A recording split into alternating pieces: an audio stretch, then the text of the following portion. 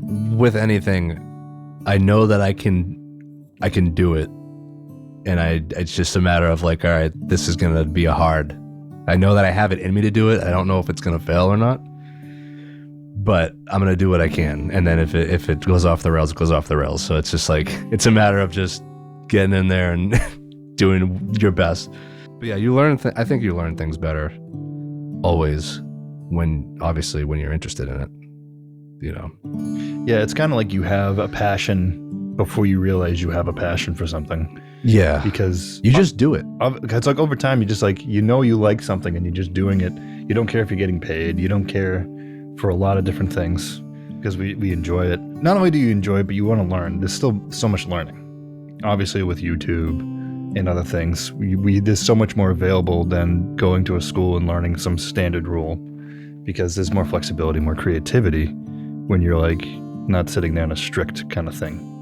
But the whole thing I'm aiming at here is just, I forgot where we were going. It was there and it's gone. Dude, that's so funny.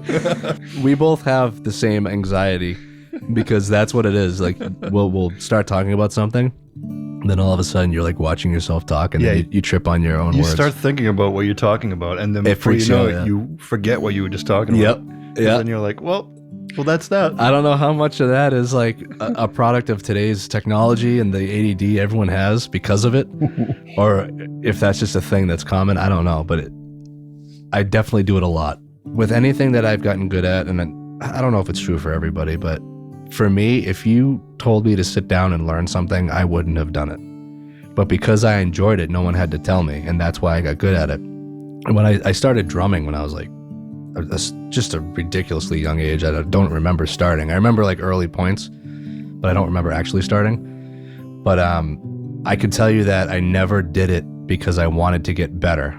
I got better as a byproduct of doing it. I've never done it to be the best, and I've never wanted to be like the people I liked. I just liked the music they played, and that made me want to try to play it because it's fun. It was fun to play. It was challenging. But I had to be so careful with the challenge part, because if something was too hard, I would get frustrated, and then it would take the fun out of it, and then I wouldn't want to play anymore. And then it felt like a chore. But I think the biggest downfall to today, and we didn't have it back then, is the ability to compare yourself to everybody. So I think growing up without that was a huge advantage to us as far as being able to, because big time. I could play drums in the basement alone for hours on end every single day, and no one was there to tell me I wasn't doing it right, or because no one in the household played any instruments, so it's not like I had someone constantly, and I never took lessons because I didn't want somebody to sit there and tell me that I'm doing it wrong. Or it's like strict in a way. Yeah. It can be good for certain people if they want to be on a strict level. It depends on who you are. Yeah. I think, and that goes across the education system, period, is like some people are so book smart and good, and schools are great for them. But a lot of people I know, they're not good in a sit down, learn, open the textbook setting. They're hands-on, and they need to go out and learn it. What makes you want to do things? I don't know. That's just something you're kind of born with. I think so. Because you gravitate toward things. Yeah. It's like an invisible force that like pulls you like a magnet in. It's kind of weird. I mean, music in general has been like that in my life. Creative stuff, I think, is because there are people who are artists, and I love the product they make, but the thought of sitting down and painting anything bores the hell out of me. Yeah, I tried that. I mean, I used to do art. I actually did art. I was always kind of a cross between like doing music, like loving music.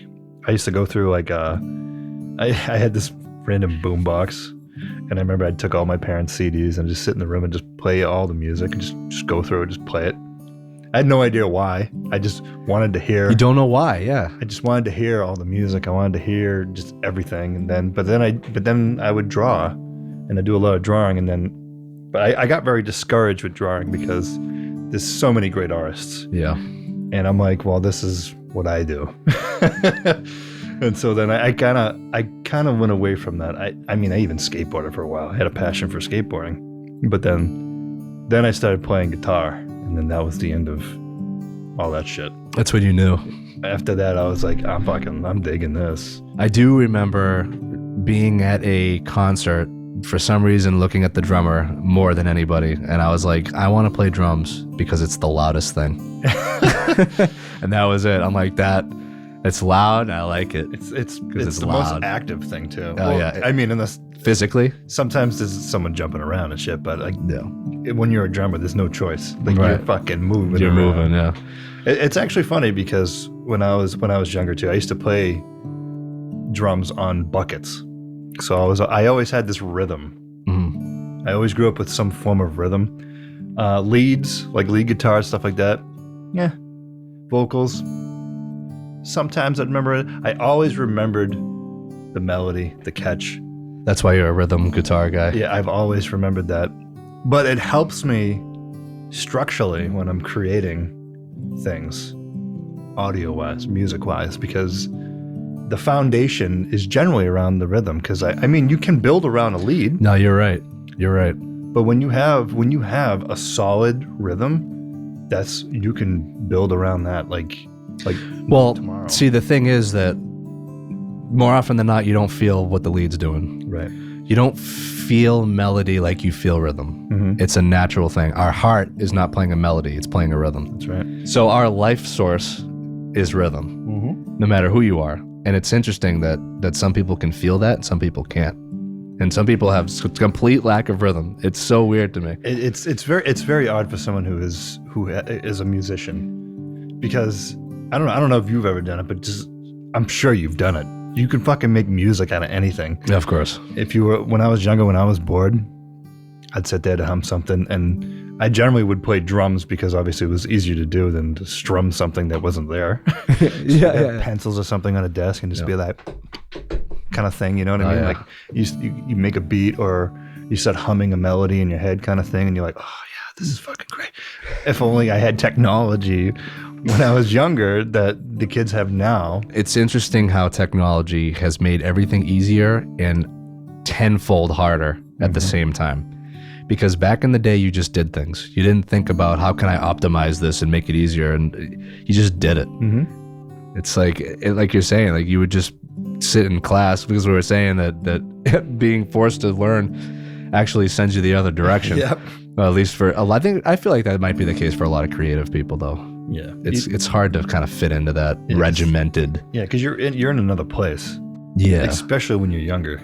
You're in another place. You don't want to be forced to some bullshit that's going on. Obviously, you want to know the basics, but bullshit. Yeah, the curriculum that they blanket over the entire society, no matter who you are and what you're good at. Yeah. That's the thing. There's so many. You need to know this. There's so many people that you can't cater to like each individual. You have to literally throw a blanket over everybody, and you all have to learn this, regardless of whether or not you want to or whether or not you're good at it. And by the way, a lot of life skills they don't teach you anyway. No. You get out and you learn that, and then no matter what, I mean, whether you're a book smart person or you're a hands-on person, there are lessons you have to learn hands-on, and a lot of the times those are the most effective ways to learn them. The hardest lessons are best learned, and it sticks. The more it hurts, the more it sticks, and the more you'll never forget that lesson. Yep. You'll remember that shit. Yep.